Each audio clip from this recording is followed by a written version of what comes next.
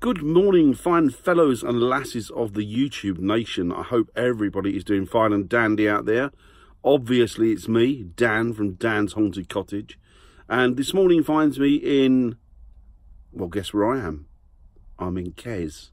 Kes, my camper van. I'm just prepping her and getting all ready for spring. Lives in eternal hope that spring will arrive sooner than it probably will. But I thought that I'd get things done. I'm sorting the battery out today. I'm also sorting some of the soft furnishings, shall we say.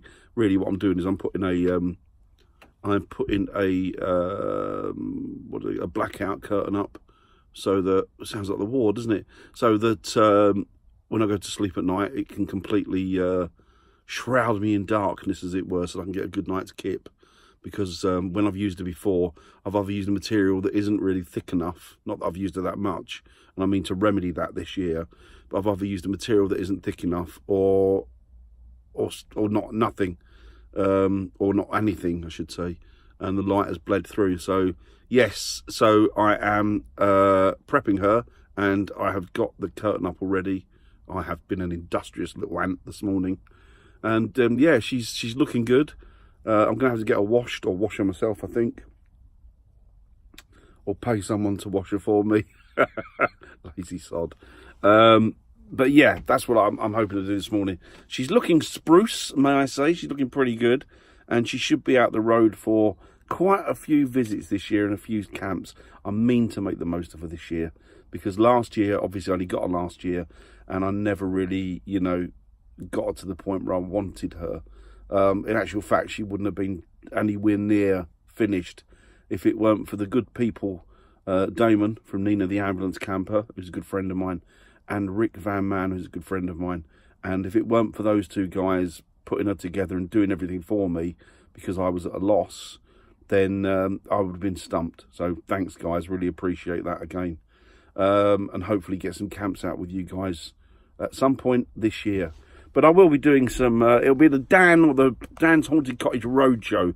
So once she's up and running, I can go further afield with the weather's not so inclement and do some investigations out there so that I can, have more media to put up on my site, more footage. So that's good. That's going in the right direction. So a couple of places I'm hoping to get to this year is Glastonbury. I'd like to go there. And I'd like to get up to the Tor at night. I'd like to do it at night when the weather's nice, so that there's probably going to be loads of people, I would imagine. But I'd like to do it at night, maybe in the early hours, and see what goes down there after sundown and in the darkest of hours and the witching hour. So I'd really like to do that. I'm not even sure if you can legally get up. I would imagine there's nothing stopping you. I don't know if they can lock the gates to it. I've been there a few times, but no, I don't think they can. I think that it's a public access at all hours. So, yeah, so that'll be good. Looking to do that. I'm looking to get a day at Stonehenge. I won't be able to do anything there because they just won't let you near it, sadly. And I kind of think illegally, really, what they're doing. If it's not, it should be. So I know it's great that they protect the stones and what have you, and you do have idiots there that will wreck it. But, I think it should be open to people that want to worship there, people that treat it as sacred ground. I can understand but why they do it, but by the same token, they shouldn't be charging people to get in close to it. I mean, it belongs to the public anyway. It was bequeathed to the public by the last chap who owned it. Yeah, it's a public place. It can't be owned. It can't be physically, well, I say it can't be. Anyway, I'm not going to go off on a rant. I say it can't be, but they obviously have found a way around that and to stop the public getting near it, which is a shame. Yeah, I'm kind of torn between bittersweet there. On one hand, I think it's good. Then on the other hand, I think, no, that's wrong. It's bureaucracy just completely sticking its fingers up to us as ordinary people. As the man in the street. Or woman in the street. Anyway, I digress. I really must stop prevaricating on my videos. Anyway, yeah, so I'm going to be doing that. I'll be able to get up to sort of Scotland and places further afield this year and do some investigations.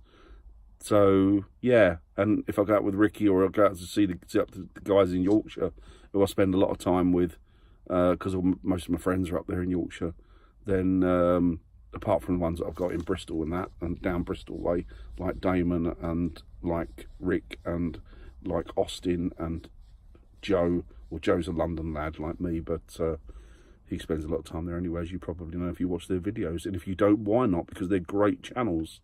Anyway, so yeah, so it means that I'll be able to cast my net further afield and meet up with some fellow YouTubers on the road and just have some jolly good times.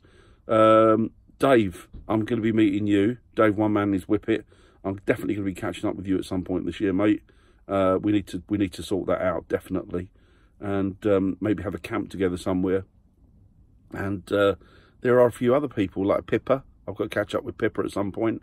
Want to do a collab with Pippa regards the paranormal or whatever Pippa, whatever fancies Pippa's choice, whatever she wants. We can do a collab on that. So there's quite a few people that I need to catch up with and see out there. Yeah, and obviously my paranormal ghost hunting friends.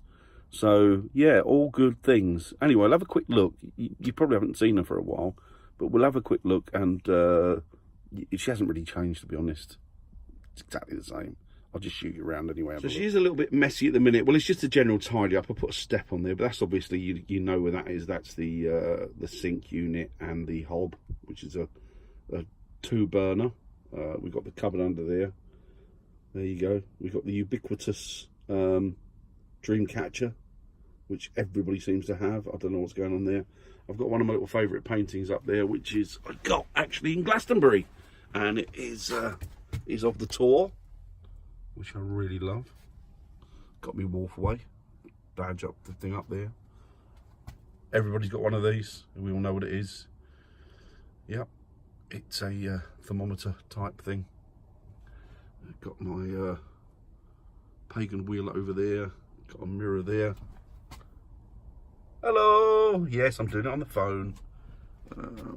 Lots and lots. But anyway, yeah, it's seating area. I was going to change that seating area, and obviously this is what I'll take notice of that on top. That's all got to go in the boot, or in the garage of the shed, of the van rather. So down there is my area. That's my heater there that Austin's going to fit for me. Good old Austin. So I'll need to catch up with Austin as well very, very soon. Maybe this week at some point. I'll have to have a chat with him. But yeah, that's about it really, guys. So that's it really. Bit of a rambling video. Yeah. This is what it must be like in one of those retirement homes, watching one of my videos sometimes, because I do ramble a lot. I just go off on one. Remember the price of eggs? Ooh. Is that a doodle bug? Right, anyway, I'll crack on now, guys. I'll leave you to it, and I'll speak to you all soon. Bye.